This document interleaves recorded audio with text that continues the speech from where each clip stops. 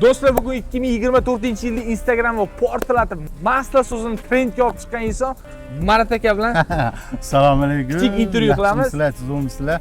Birinchi savolimiz, mana mashina bozorida necha yildan beri savdo-sotiq qilasiz? Xudo xolasa 21 yil bo'lyapti. 7 yoshimda boshlangan bu oldi sotdi ishlarini qilishda.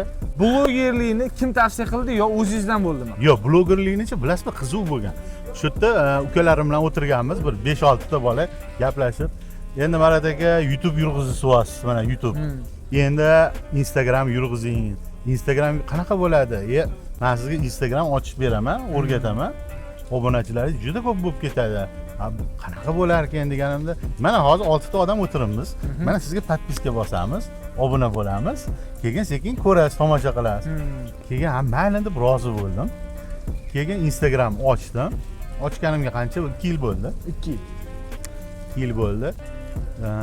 Shundan keyin sekin 10 ming, kuniga 20 ming odam qo'shildi. Kuniga. Bir kunda 20 mingdan qo'shildi. Juda tez o'sdi-da. Juda ko'tarilib ketdi. Hozir obunachilar 650 mingga yaqin bo'lib ketgan hozir. Xudo xolasa. Yosh chegarasi qanaqa sizda? Kuzatadigan. 7 yoshdan 70 yoshgacha. Yo'q, Instagramni yuritishni boshlaganingizdan keyin sotuv necha foizga oshib ketdi? Hamma hozir sotayotgan mashinalarim Instagram, YouTube bilan Instagramda orqali sotyapman. Marat aka mashina ekan, Marat aka uy ekan, Marat aka bu ekan. Bor, bunaqalar bor. O'sha narsa negativlar ko'p. Videolar, har xil videolarni kesib bir-biriga qo'shib, anaqa chiqarib olishyapti. O'sha narsalarga fikringiz? Hammasi fake. Yolg'on gap. Instagramdan shogird bo'laman deb ham kelganlar bo'ldimi? Ko'rib turib. Bor. Yosh bolalar ham keladi, 10 yoshli Instagram yurg'izadigan, shulargacha kel, mayli deyman. Qilib beraman, kel billa. Kontent qilamiz deyman. Xursand bo'lib ketadi. So'zini trendga olib chiqdingiz.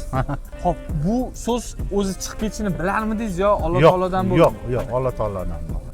Bitta mana shu so'z anaqa masla so'zini aytib bergan aka. Bitta video qilib bitta aytib bergan aka deydi. Og'aylariga tashiydi. Keyin mayli masla deb gapirib beraman. Xursand bo'lib ketishadi. Sotuv naqd asosdanmi, avtokredit asosdanmi? Qanaqa? Endi hozir 50-50.